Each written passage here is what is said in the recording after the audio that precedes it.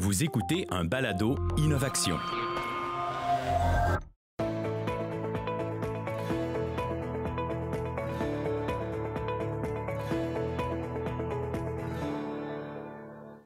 Chers amis d'Innovation Plus, aujourd'hui est un jour spécial dans la série de ces Innovation Plus.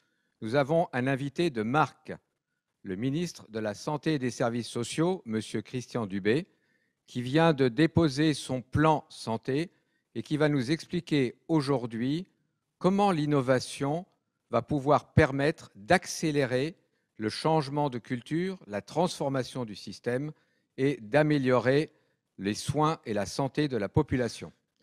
Merci, Monsieur le Ministre, et pour vous tous, bon moment.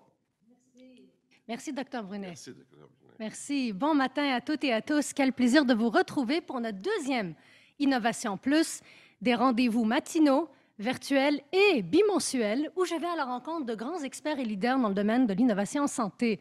Je pose des questions de tête, des questions de cœur et cette année, j'ai introduit des questions-réponses rapides pour apprendre à connaître mieux nos invités. Bon matin, cher Monsieur le ministre, vous allez bien? Très, très bien, Cathy. Merci Oui, beaucoup. merci. Merci de m'avoir invité aussi. Merci à vous d'être parmi nous ce matin. Alors, j'aimerais brièvement décrire le parcours de Monsieur le ministre. Alors, Christian Dubé est né à Québec. Il a obtenu son baccalauréat en administration des affaires de l'Université de Laval en 1979 et est devenu membre de l'Institut canadien des comptables agréés en 1981.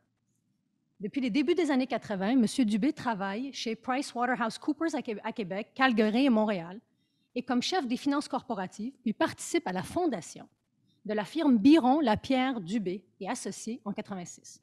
Au cours des années suivantes, il occupe différents postes dans le secteur privé, notamment en tant que cadre chez Dontard, où il travaille 8 ans, et chez Cascade à titre de vice-président et chef de la direction financière. Il se voit d'ailleurs confier la direction de la filiale européenne de l'entreprise de 2009 à 2012. C'est à ce moment qu'il fait un premier saut en politique, en se présentant aux élections provinciales le 4 septembre 2012, au terme desquelles il est élu député de la circonscription de Lévis pour la coalition Avenir Québec, jusqu'en 2014. Par la suite, il devient premier vice-président à la Caisse de dépôt et placement du Québec. De retour sur la scène politique en 2018, il est élu député caquiste de la Prairie. Dès le début de ce mandat, le premier ministre le nomme ministre responsable de l'administration gouvernementale et président du Conseil du Trésor et ministre responsable de la région de la Montérégie. Il occupe ses fonctions jusqu'au 22 juin 2020 et depuis, il investit tout son temps comme ministre de la Santé et des Services sociaux. Monsieur le ministre, commençons peut-être par les leçons apprises de la pandémie. Après 2 ans, c'est quoi les principales leçons que vous avez retenues depuis le début de cette pandémie-là? Il y a des leçons qui sont peut-être, je dirais, difficiles à accepter. Comment par exemple, on manquait de personnel, comment ça a été difficile, par exemple, pour nos aînés. On les connaît tous, je disais, les apprentissages des difficultés de notre réseau de santé. Mais quand on prend un peu de recul, on a beaucoup d'apprentissages qu'on peut caractériser de positifs. Et je sais qu'on va parler d'innovation, mais je pense seulement, entre autres, à la télésanté. Oui, tout à fait. Des éléments de services santé qui étaient peut-être tabous il n'y a pas si longtemps et qui, par peut-être obligation, ont été essayés et qui se sont avérés de grands succès. Alors, donc, je pense que, puis on en a plusieurs. On voit comment les gens sont maintenant plus habitués à travailler sur le web, à prendre rendez-vous pour, par exemple, aller se faire vacciner. Alors, tous ces éléments-là qu'on a essayés parce qu'on n'avait pas le choix puis que tout bougeait vite, je pense que on peut presque dire que la pandémie nous aide à faire avancer les choses. Alors, moi, j'essaie de le regarder positivement, mais c'est sûr qu'il y a plusieurs apprentissages de la pandémie. Tout à fait. Prenons le virage vers le futur. Vous avez un plan qui vous tient à cœur, le plan du système de santé, le nouveau plan.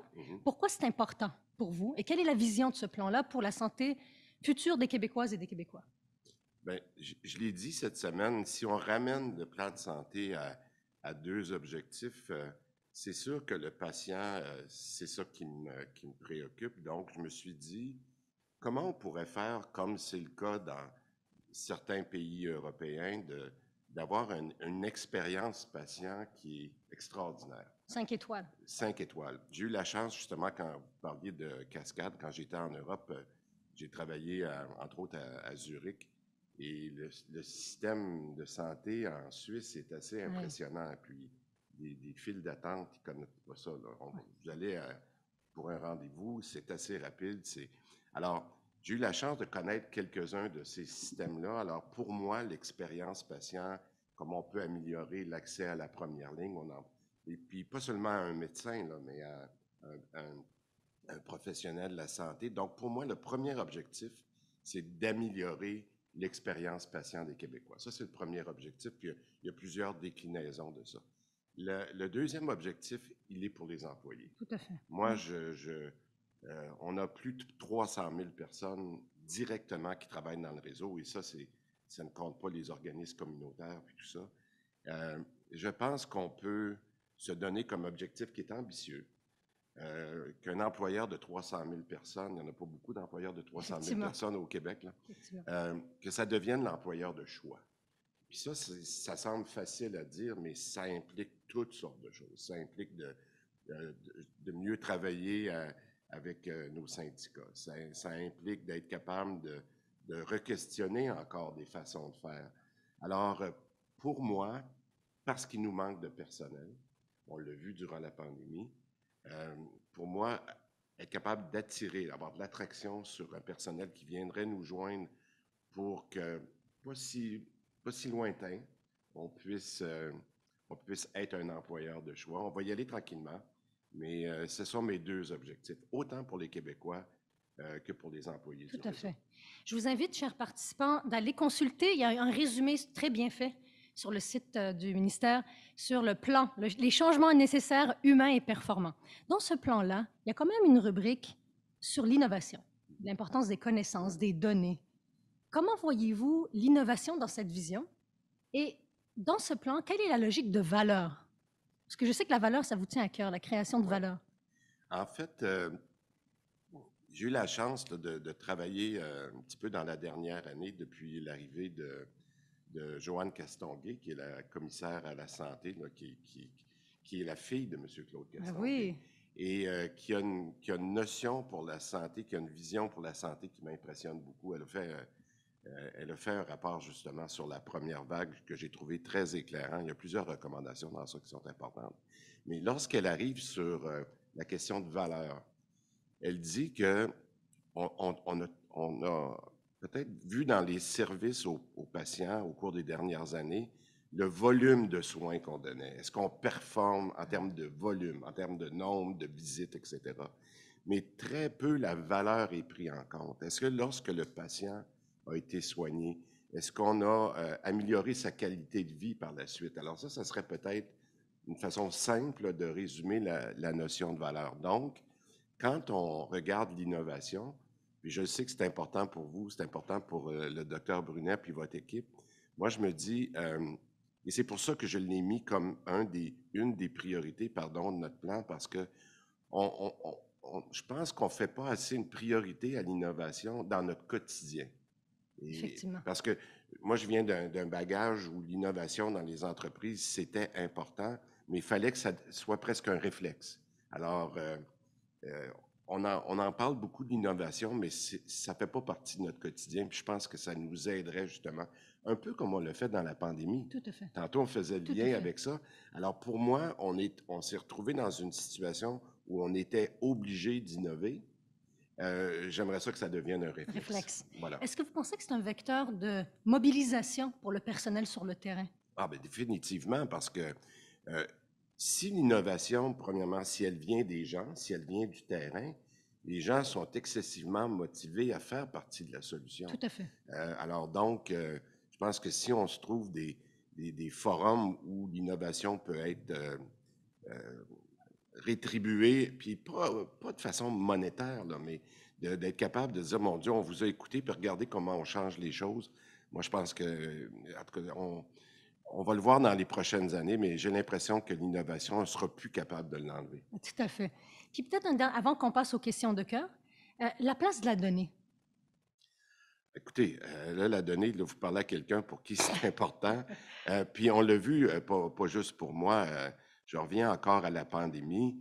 Euh, Quand le premier ministre m'a demandé de passer à la santé, il me disait, Christian, c'était presque déplorable de ne pas avoir de données puis d'être capable de savoir exactement ce qui se passait, par exemple, dans nos CHSLD ou qu'est-ce qui se passait, quels étaient les taux d'augmentation au niveau du dépistage.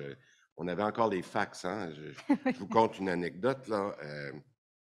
Le matin, on disait, ben écoutez, hier soir, il est rentré pour 2 pouces de fax. Ça veut dire qu'il y a 30 000 tests en attente. Ça se calculait en pouces ou en centimètres. Ça fait pas si longtemps de ce que je vous parle, Ah là. oui. Alors donc, les données deviennent, puis j'ai pas besoin de vous dire ça à vous, mais donc, moi, j'en ai fait une priorité.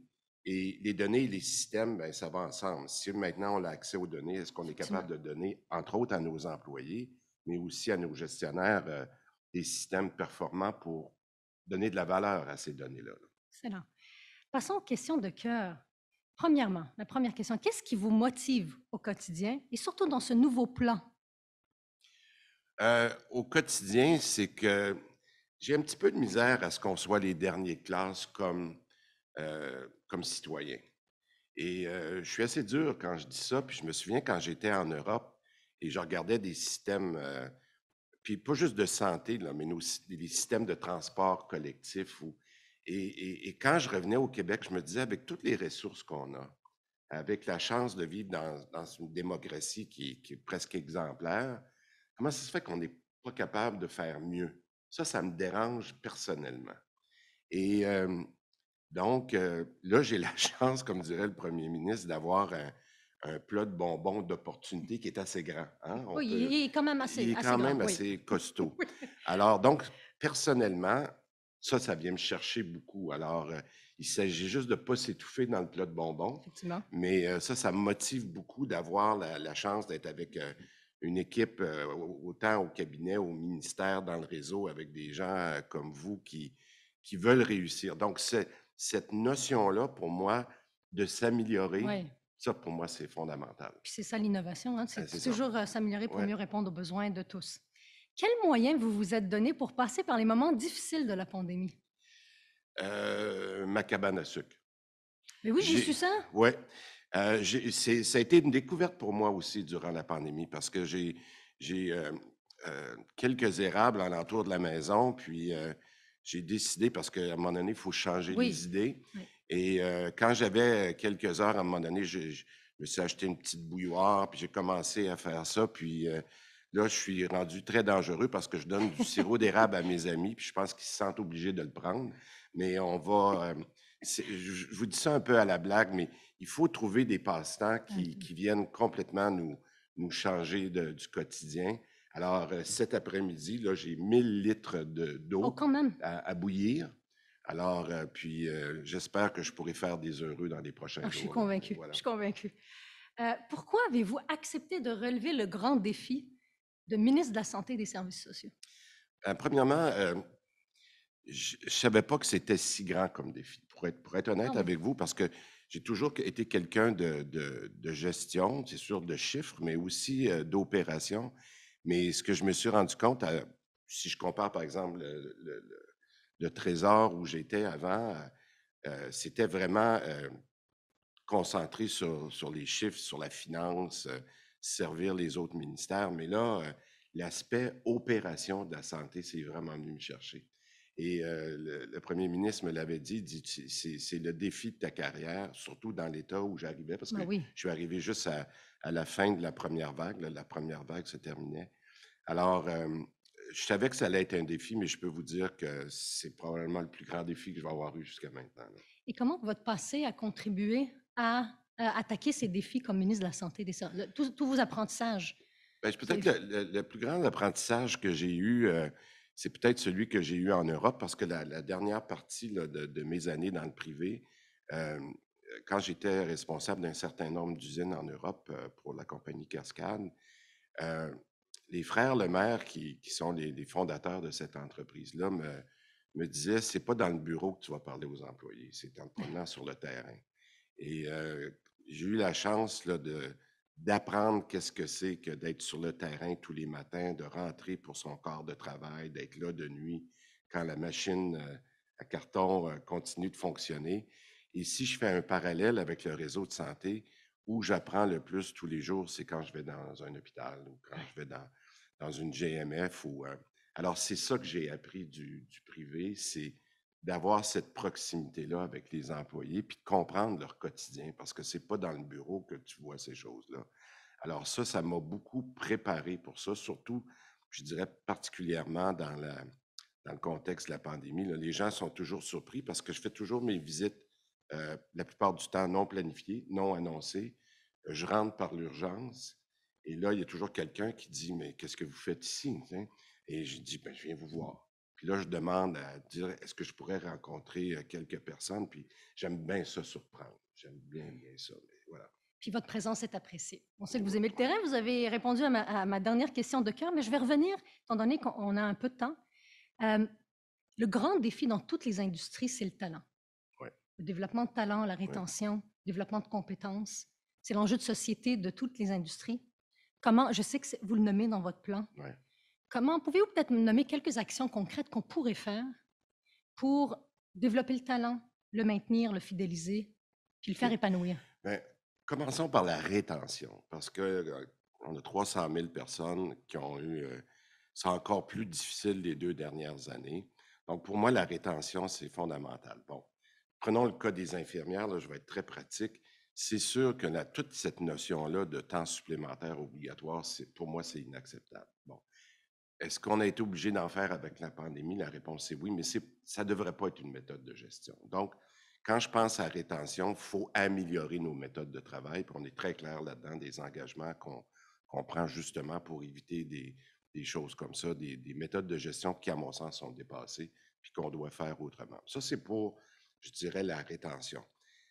Pour l'attraction de nouveaux personnels, bien, c'est là que l'environnement de travail doit être meilleur. Puis ça peut tenir autant des lieux physiques que de la façon dont on travaille puis qu'on respecte les gens. Je vous donne un exemple. Ici, quand on est au CHUM, c'est plus agréable de travailler lorsque vous avez un environnement de travail qui est moderne, qui est propre et tout ça. Donc, on investit beaucoup. Alors, une de nos actions, là, pour répondre, on met des sommes incroyables dans la rénovation de nos installations, des hôpitaux qui étaient, je dirais, de deuxième catégorie. Là. Pas les grands centres comme le CHUM, le CUSUM, Sainte-Justine, mais là, il faut aller au deuxième niveau pour que ces environnements-là de travail soient bons. Et ça, c'est pour les employés, mais aussi, il faut penser rénovation de CHSLD, etc. Donc, l'environnement physique est important. Bon, maintenant, pour être capable d'attirer les gens, puis que les plus jeunes, c'est surtout eux qu'on va aller chercher, bien, il faut que cette culture-là, de respecter cette notion-là de travail-famille, qui était je ne dis pas qu'elle était moins importante avant, mais les gens acceptaient plus des longues heures avant, entre dans ma génération à moi, alors que mes enfants sont plus conscients d'avoir un meilleur équilibre de vie. Puis, ils ont raison. Maintenant, comment on fait pour attirer des gens dans un réseau de santé qui roule 24 heures par jour, 7 jours par semaine?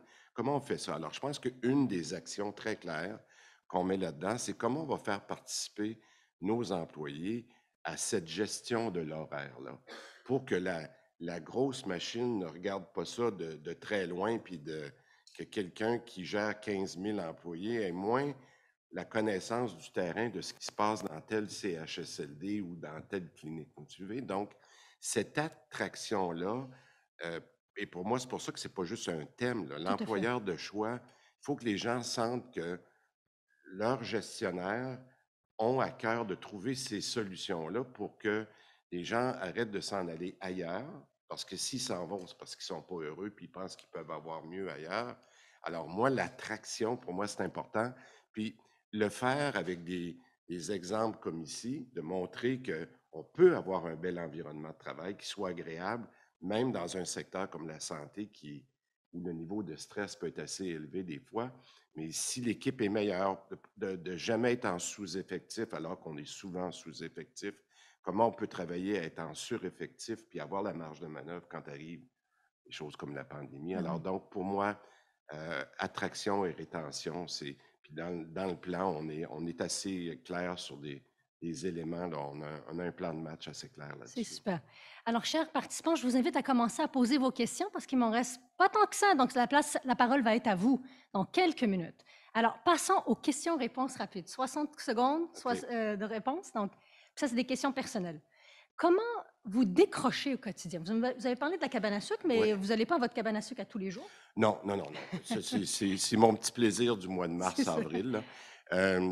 J'aime beaucoup, je dois vous dire que j'aime beaucoup faire du vélo. OK. Ça, pour moi, c'est une façon aussi de. Puis je suis chanceux parce qu'à Québec, comme vous dites, là, je viens de la région de Québec et quand on est au Parlement, c'est vraiment agréable. Je me lève quand même assez tôt et je pars le matin en vélo sur les plaines d'Abraham, puis j'essaie de faire une demi-heure à peu près de vélo et de revenir et là, pouvoir commencer ma journée. Donc, et de faire le plus souvent possible du vélo durant l'été et l'hiver, un petit peu de ski de fond. Là. Je vous dirais que mais, mon temps est entre le travail et un petit peu de sport. Un petit C'est peu de important, sport. Oui, non, très. c'est Ben, important. écoutez, entre autres, là, si on parle de prévention, puis si on veut Exact, des oui. bonnes habitudes de vie, c'est sûr que le sport doit en faire partie.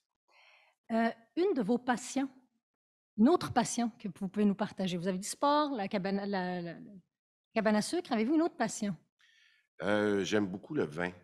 OK. Ouais, j'aime beaucoup le vin. J'aime beaucoup j'aime beaucoup- j- Moi, j'ai eu la chance, je l'ai dit tout à l'heure, de travailler plusieurs années en Europe. Puis j'ai l'impression qu'on associe souvent le vin à des souvenirs que l'on a de certaines régions. Moi, quand j'étais basé à Zurich, j'avais la chance d'avoir des usines un petit peu partout, dont en Italie. Puis c'est sûr que le vin, lorsqu'on est en Europe, c'est quand même. La boisson C'est privilégiée. quand même une boisson de privilégié. Et à chaque fois que j'ai la chance de prendre un vin, ça me fait toujours penser à une région. Alors ça, pour moi, c'est une passion. Puis la bonne nouvelle, c'est qu'au Québec, on commence à avoir des vins qui sont de mieux en mieux, particulièrement dans la région de l'Estrie.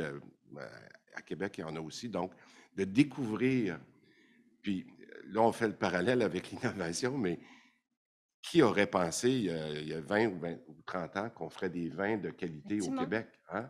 Et que Ouais. maintenant, il y a des gens qui font d'excellents vins blancs. Alors donc, j'ai un petit faible pour les vins, je vais dire ça comme ça. C'est là. Un livre, un spectacle ou un film que vous avez le plus apprécié de deux dernières années, là? Bon, spectacle, je suis un peu biaisé. J'ai eu la chance, pendant que j'étais à la Caisse de dépôt, d'être sur le conseil du Cirque du Soleil. Alors, j'ai vu à peu près tous les spectacles du Cirque du Soleil et ça, c'est vraiment une belle innovation québécoise. Faut être fier, ouais. Qui ont eu des moments difficiles avec la pandémie quand les spectacles ont arrêté partout, mais c'est probablement dans les beaux spectacles que j'ai vus et encore une fois, là, je vois que les choses ont l'air de se replacer pour eux, non seulement à Vegas, mais un petit peu partout dans le monde. Donc, la machine retourne pour eux. Ça, c'est vraiment dans mes beaux spectacles. Euh, vous m'avez demandé pour les livres. Oui, un livre ou un film. Ben, écoutez, les livres, mon livre préféré, c'est le budget. Hein, vous ne serez pas surprise. Je dis ça un peu à la blague parce que quand j'ai eu fini de regarder la revue de presse, quand Oui. j'ai eu fini de regarder tout, je trouve que j'ai moins d'intérêt pour la lecture. Mais non, en fait, j'essaie quand je lis. Donc, là, j'ai pris quelques jours de vacances là, il y a 2 semaines. J'essaie de me sortir Oui. complètement de.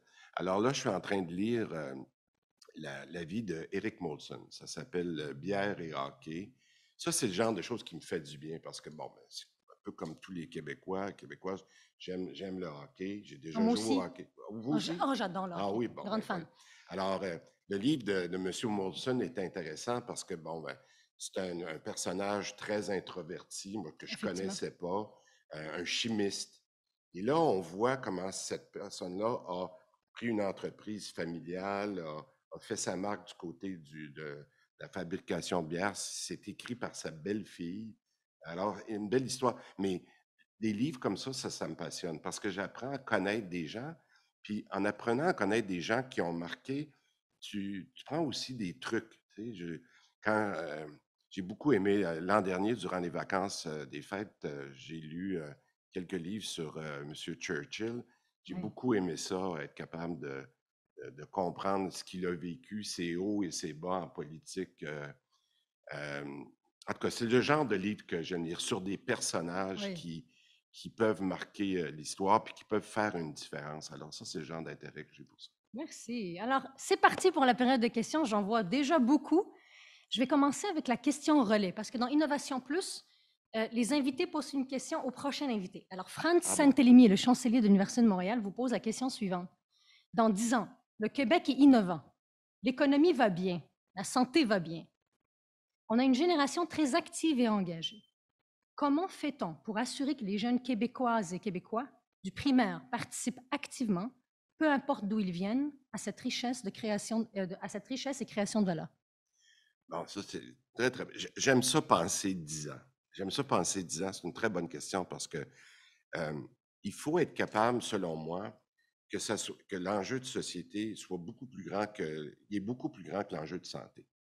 Alors, moi, quand je travaille avec Isabelle Charret, entre autres, là, qui est à l'éducation, mais qui a une notion sport très importante, euh, c'est un bel exemple là, de dire comment les gens qui sont en éducation ou dans les activités sportives peuvent venir aider la santé. Et il faut penser à combien de patients on va être capable d'éviter Exact. dans 10 ans parce qu'on a eu de la prévention. Hein? On peut travailler, puis je ne sais pas si je réponds à la question, mais ça me fait penser à une notion pour moi qui est importante, c'est d'offre et demande. Là, en ce moment, on travaille beaucoup pour mieux faire l'offre. On dit que les gens n'ont pas accès, puis il y a beaucoup de demandes. Mais j'aimerais ça qu'on apprenne à gérer la demande. Puis la meilleure façon de gérer la demande, c'est d'avoir des gens qui sont plus en santé. Exact. Alors, cette question-là, pour moi, est importante. Puis, je veux, bon, là, dans le plan de santé qu'on a, vous allez voir qu'on va parler beaucoup de prévention. Oui. C'est une des priorités. Donc, le 10 ans, pour moi, ça serait de voir est-ce qu'on a été capable de bien répondre à l'offre, mais d'avoir baissé en proportion la demande parce que les plus jeunes, puis dans un contexte de vieillissement de population, c'est difficile ce que je dis là, mais à un moment donné, les courbes vont s'ajuster aussi. Donc, je pense qu'on pourrait avoir cet objectif-là de mieux gérer la demande avec une meilleure prévention. Donc, des citoyens en santé le plus longtemps possible. Oui, qui font du vélo, etc. Et qui vont à la cabane à sucre. Et voilà. Oui. C'est un bon sucre d'ailleurs, là. Hein, J'en doute pas. Alors, j'ai le privilège de faciliter une communauté de pratiques sur la gestion de l'innovation en organisation avec 14 établissements Oui. de notre réseau de santé et de services sociaux. Ils ont une question pour vous, OK. des CIS et des CIUS et des CHU. Alors, la question est la suivante. Puis en plus, c'est le mois international de la créativité et de l'innovation, le mois d'avril, donc ça tombe bien. La question est la suivante. Comment, Monsieur le ministre, la gestion collaborative, donc par pratique collaborative, peut-elle renforcer et améliorer l'accessibilité des soins et services pour tous et toutes? Dans le plan qu'on a déposé, j'ai dit qu'un des défis, c'est l'organisation du travail. Je pense que même moi, comme ministre, mais ça fait juste 2 ans, là, il y a des choses que je ne sais pas qui se font dans le réseau. OK? Puis, si j'avais un souhait, c'est que, puis ça, la pandémie nous l'a montré, c'est que souvent la coordination peut nous faire découvrir plus rapidement des choses qui se font bien ailleurs. Et pas parce que les gens ne veulent pas partager, au contraire, mais on a une culture souvent en silo. Alors, à la question qui est posée, puis ça, c'est un défi qu'on a, c'est comment on peut faciliter cette coordination-là pour que quelqu'un qui a, puis je ne peux pas croire que quelqu'un qui est en Montérégie n'a pas le même enjeu des fois que quelqu'un qui est à Ah oui, Laval, tout à fait. mais on dirait que ces distances-là qui ne sont pas si grandes sont énormes en termes de collaboration. La pandémie nous a montré quand on a un programme, quand on a un problème commun, comment on peut aller tellement plus vite. Moi, je ne sais pas si je fais un exemple qui est peut-être un peu banal, là, mais comment on a appris des premiers centres de vaccination. Puis à un moment donné, il y a Oui. 150 centres qui ont poussé à l'intérieur de 2 mois parce qu'il y avait eu quelques erreurs dans les premiers, on s'est ajusté, puis là, tout d'un coup, tout fonctionnait bien.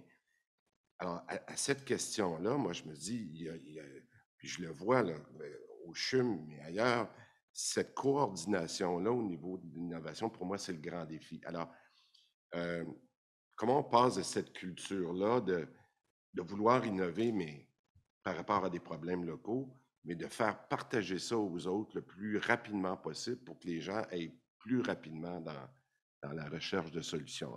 Super, Alors c'est une des tout recommandations à fait, qu'on met dans le plan. dans le plan. Françoise a une question pour vous. Vu l'évolution du numérique dans le domaine de la santé, quelle est votre stratégie pour contrer la facture numérique chez les aînés et certains immigrants nouvellement arrivés? Oui. Je pense qu'il faut. Tantôt, on parlait de valeur. Moi, j'y crois beaucoup, là. C'est sûr que c'est pas tout le monde qui a un téléphone. Ça, je comprends ça. Mais euh, vous avez vu dans ce qu'on a appelé le guichet d'accès pertinence, là, qui est vraiment un guichet d'accès. Notre vision, c'est qu'un jour, on est soit capable de prendre son rendez-vous directement ici ou par téléphone. Et cette notion-là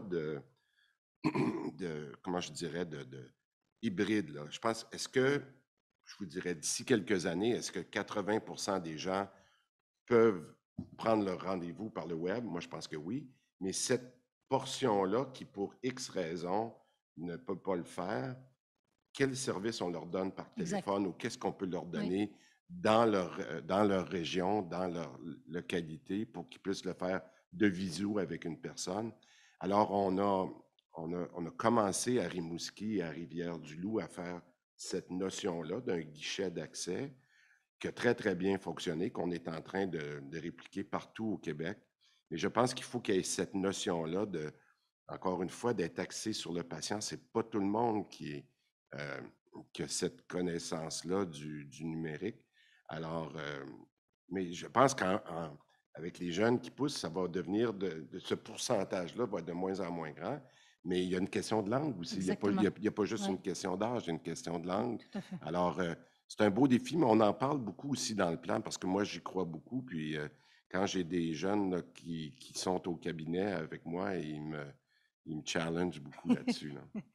Merci. Jean-Sébastien, des mesures ont été prises, une question de Jean-Sébastien. Des mesures ont été prises pour la rétention du personnel de première ligne. Qu'en est-il pour l'ensemble des métiers? Personnel administratif, magasinier, préposé à la stérilisation qui travaillent en arrière-plan. Oui, ça a été. Premièrement, je vais regarder le côté positif, je vais vous dire ce qui reste à faire. Sur le côté positif, on a décidé, parce que c'est très long de faire le changement numérique dont on parle, puis de donner à tous nos employés des outils modernes. Je ne vous cacherai pas que c'est long. Alors, mais en attendant, on l'a vu, puis ça, c'est un beau succès là, qui est des derniers mois. On a engagé des hommes et des femmes qu'on appelle des agents administratifs pour venir donner un coup de main aux infirmiers, aux infirmières sur le terrain, les dégager d'une charge administrative qui est lourde parce qu'on est encore beaucoup dans le papier puis dans des systèmes qui sont peut-être pas très performants. Et ça, on le voit que ça aide déjà beaucoup de personnes sur le terrain. Fait que ça, c'est les côtés positifs. Il y a beaucoup de gens qui nous ont dit, puis ça, je pense qu'on a besoin de mieux comprendre la différence qu'on a fait, par exemple, au niveau des primes durant Et ça, je sais que ça nous a fait très mal parce qu'on a essayé de rejoindre tout le monde, mais je me rends bien compte avec le recul qu'on l'a pas fait, on l'a pas fait partout. Et là, il faut trouver la façon de démontrer que chaque personne dans le réseau est importante. On l'a vu avec la pandémie. La personne qui fait l'entretien ménager, elle est aussi importante parce que si on n'est pas dans un environnement propre, c'est aussi dommageable que quoi que ce soit. Donc, je vous dirais qu'on a, dans les apprentissages de la pandémie, je pense qu'il faut, et quand je parle de respecter les employés, je pense que si on refaisait la pandémie, je ne veux pas qu'on la refasse, là, Non. mais si on refaisait, on ferait peut-être les choses différemment. Donc, prenons des leçons positives de ça, puis essayons de bien comprendre toutes les fonctions. Parce que c'est beaucoup 300 000 personnes. Là. Alors, et chaque étape est importante. Donc, je pense qu'il y a des apprentissages de mieux comprendre tout le personnel qu'on a. Je vais combiner deux questions de Françoise et Denis Soulière. Comment voyez-vous l'implication, la contribution des organismes communautaires dans le plan d'innovation de santé? Puis comment favoriser l'innovation sur une base d'initiatives locales et assurer la cohérence du réseau? Donc, organismes communautaires, la base, une cohérence avec les réseaux et le lien avec l'innovation. Bien, je pense que Ouais, c'est une bonne question. Je vais prendre un exemple pratique, puis on va revenir à l'innovation. Quand on apprend ce qui se passe dans le réseau, des fois, les solutions sont déjà là, mais ne sont pas appliquées. J'ai dit ça tout à l'heure, mais je vous donne un autre exemple. Soins à domicile. Bon. Dans les soins à domicile, les gens ne veulent pas aller à l'hôpital. Puis encore moins lorsqu'ils sont en fin de vie, parce que cette notion-là de dire j'en Ah ouais. sortirai peut-être pas, puis c'est pas là que je veux finir mes jours. On s'entend? Puis avec la pandémie, c'est venu confirmer ça. Je me suis rendu compte en discutant, puis c'est pour ça des fois j'aimerais ça apprendre plus vite, là, mais je me suis rendu compte, par exemple, ici à Montréal, à Verdun, que ce qu'on appelle des soins à domicile, ils les appellent des SIAD, des soins intensifs à domicile. Les gens à Verdun ont trouvé une façon, avec leur CLSC, de travailler avec le communautaire, de travailler avec les infirmières, combinaison de médecins infirmières du CLSC, de rendre des soins intensifs à domicile, particulièrement pour les gens qui sont en fin de vie, et de trouver, parce qu'il faut trouver des accommodements, parce que le système de rémunération de médecins Oui. ne permet pas à un médecin de faire 30 à 40 visites par année avec la même personne. Il y a toutes sortes de règles à changer. Et ces gens-là, ils ont dit, les règles, on s'en fout, c'est ça qu'il faut faire. Des fois, C'est bon. c'est bon. Ouais. Puis là, dans ce cas-là, c'est bon. Alors moi, je vous donne cet exemple-là. Je ne peux pas avoir plus bel exemple de dire, ça, c'est de l'innovation, c'est ce que le patient veut. Le communautaire est très important là-dedans. Puis j'en ai parlé, en tout cas, j'en parle justement dans le plan, parce que dans le plan, à chaque fois, pour montrer qu'on peut s'améliorer, des fois, on n'a pas besoin d'aller en Europe non plus. Les innovations sont ici, mais on ne les connaît pas. Alors, pour moi, étant donné le vieillissement de la population, puis étant donné qu'il faut trouver une façon de bien soigner les gens au bon endroit, je vous dirais que les soins à domicile, c'est pas mal haut dans ma liste. Alors, s'il y a d'autres suggestions... Vous êtes ouvert. Ouvert. Puis même mon ministre des Finances, qui est, des fois, garde ses sous, c'est normal, vient d'en remettre encore dans le communautaire. Bon. Est-ce que c'est assez? En tout cas, c'est déjà beaucoup plus qu'on en avait il y a 2 ans ou 3 ans. Alors, tout ça mis ensemble, je pense que j'ai beaucoup d'appui en ce moment de la part de mes collègues, autant au Trésor qu'aux finances, pour donner plus de place aux communautaires pour venir se joindre avec nous. Vous posez des très bonnes questions. Continuez à le Ouais. faire. Merci beaucoup. Donc, Carole, maintenant, la question de Carole. Dans le contexte de la LCOP, la loi sur les contrats et organismes publics, Oui. Et du mode d'adjudication des contrats publics au plus bas soumissionnaire conforme, comment pensez-vous pouvoir favoriser des projets porteurs d'innovation dans le réseau de la santé? Bon. Madame Lebel, là, qui est la présidente du Conseil du Trésor, va arriver d'ici quelques mois, quelques semaines même. Là, je veux faire attention parce que tant que ça n'a pas passé à l'Assemblée nationale, mais notre objectif, moi j'avais commencé quand j'étais au Trésor, mais j'ai dû changer, puis Sonia est en train de regarder ça, d'avoir quelques projets pilotes où on pourrait faire des appels d'offres sans avoir la préoccupation du plus bas soumissionnaire, en autant qu'on a un facteur d'innovation qui respecte un certain pourcentage. Et ça, j'aimerais ça qu'on teste ça parce que on ne peut pas continuer d'être, surtout, par exemple, en santé, où il faut regarder l'ensemble du processus. Hein? Oui, tout à fait. Parce qu'on ne peut pas juste regarder le médicament ou l'opération, je veux dire le processus, sans voir que, oui, peut-être que ça coûte plus cher, mais est-ce qu'on évite... La valeur créée après, oui, exactement. On revient à la notion de valeur qu'on discutait tantôt. Donc, Mme Lebel est en train de regarder ça, puis on en parle d'ailleurs là-dedans, dans notre plan. J'espère qu'on pourra le faire, on pourra le démontrer rapidement avec des exemples québécois. Puis on a quelques idées en tête, mais il faut respecter la loi parce qu'il y a eu tellement d'exagération là-dedans. Je comprends qu'on a, en ayant avec le plus bas soumissionnaire partout, je pense qu'on a nivelé un peu par le bas. Oui. C'était pour des raisons financières, mais là, on a vu qu'il faut trouver un certain équilibre. Vous avez vu que notre gouvernement, on favorise l'achat québécois. Ça aussi, c'est un apprentissage de la pandémie. Les gens ont voulu donner un coup de main à ceux qui étaient des fabricants ou des innovateurs québécois. Je pense qu'il faut le faire en santé aussi. Une question d'Annie. Quelle place donnerez-vous dans l'innovation à l'accès aux nouvelles technologies dans les hôpitaux, aux appels d'offres associés? Alors, je pense que c'est un peu la même réponse, mais encore une fois, je le vois là, Frédéric Alberger, un des PDG de CIUS, fait beaucoup en ce moment dans le soin à domicile, avec des technologies de suivi. Mais la journée que je l'ai su, j'ai dit, Frédéric, c'est extraordinaire ce que vous faites, mais on pourrait-tu le faire connaître partout? Alors, c'est un petit peu ça notre défi. Alors, moi, je veux donner beaucoup de place à l'innovation, mais la minute qu'on voit qu'il y a un potentiel, là, il faut être capable de le... Un peu ce que vous faites avec l'innovation ici, de mettre tous les groupes ensemble pour faire connaître ça plus rapidement. Et puis mettre à l'échelle plus rapidement. À l'échelle plus rapidement, c'est ça. Docteur Brunet, vous avez une question pour notre ministre. Oui. Oui, Monsieur le ministre, merci beaucoup pour tout ce que vous venez de nous clarifier et très inspirant en plus comme discussion. Une question sur le changement de culture dont vous avez parlé pour pouvoir atteindre les objectifs du plan santé.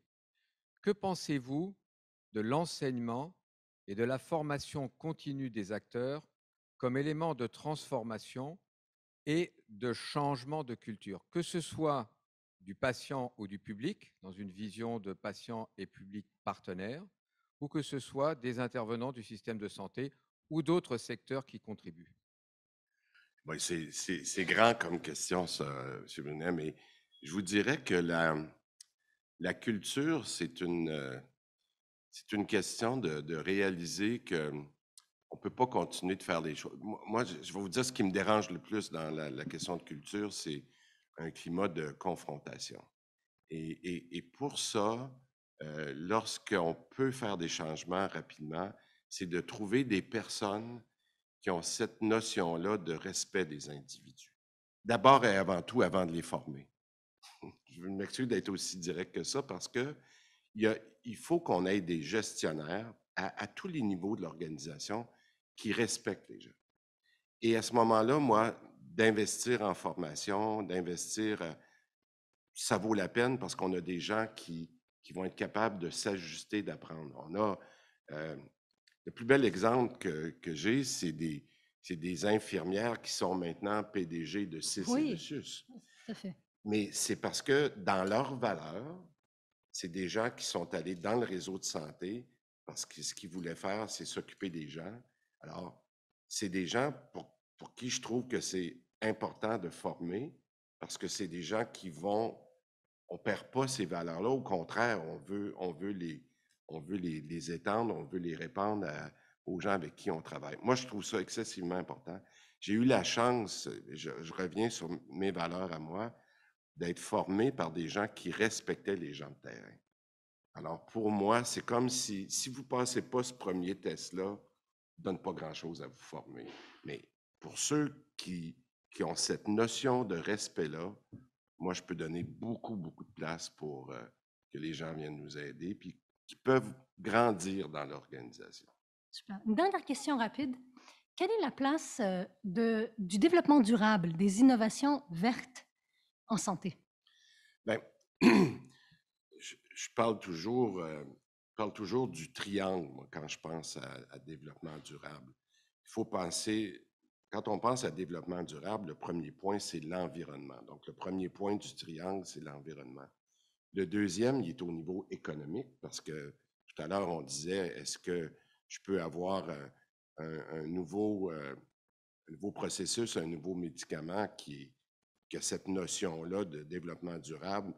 Oui, l'environnement, l'économique, mais le côté social aussi. Hein? C'est ça, le triangle du développement durable. Moi, j'y crois beaucoup. Souvent, on va, puis quand vous me disiez, est-ce qu'un processus ou un produit apporte la valeur dans un contexte de développement durable, bien, je pense qu'il faut toujours regarder ce triangle-là. Mais un triangle, ça se déplace. Des fois, il y a un peu plus de pression sur le côté économique. Je vous dirais qu'un des organismes qui me fascine beaucoup, puis d'ailleurs, on a emprunté le docteur Boileau de cet organisme-là récemment là, pour venir nous donner un coup de main en santé publique, mais l'INES, l'Institut national d'excellence en santé publique, on leur a demandé il faisait une analyse de la valeur des médicaments. Il le faisait jusqu'à maintenant.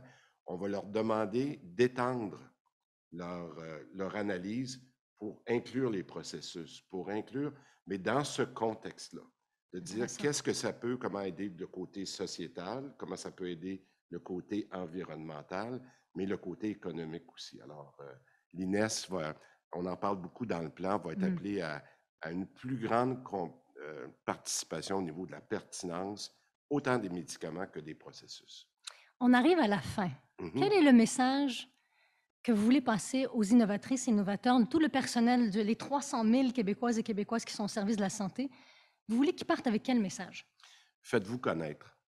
Je dirais des initiatives comme vous avez ce matin, puis je sais que là, vous l'avez sur une base bimensuelle, de faire connaître. Moi, j'aimerais ça que nos quotidiens parlent régulièrement d'innovation. Si on peut aider à ce que nos... Puis là, on n'a pas eu la chance de parler. Moi, je suis un adepte de l'innovation. Mais ce que j'aimerais dire aux gens de retenir, ceux qui l'innovation intéresse, faites-vous connaître. Puis si on peut vous aider à vous faire connaître, bien, on va être capable d'innover encore plus dans notre quotidien. Exactement. C'est ça que je dirais. Moi, j'ai eu un énorme plaisir à échanger avec vous, Monsieur le ministre. J'espère que vous avez autant de plaisir. Ça a été enrichissant, stimulant, agréable. Merci énormément d'être venu au CHUM pour échanger avec nous, tous et toutes. Puis au plaisir de vous retrouver à un autre moment. Bien, moi, je suis très content, puis je trouve que votre formule du matin est très, très bonne. Alors, c'est pas trop tôt? Ah non, non, non, non. Mais non, puis merci beaucoup de m'avoir invité, puis j'espère qu'on pourra refaire l'exercice un petit peu plus tard pour voir comment progresse notre plan de santé. Assurément. Alors, chers participants, ce balado, cet enregistrement sera disponible sur notre site Innovation Plus. Un résumé graphique, une facilitation graphique va aussi être rendu disponible par notre chère artiste Natalia Tourbina. Merci Natalia de résumer graphiquement notre échange et au plaisir de vous retrouver dans 2 mois pour une autre Innovation Plus. Bonne journée à toutes et à tous.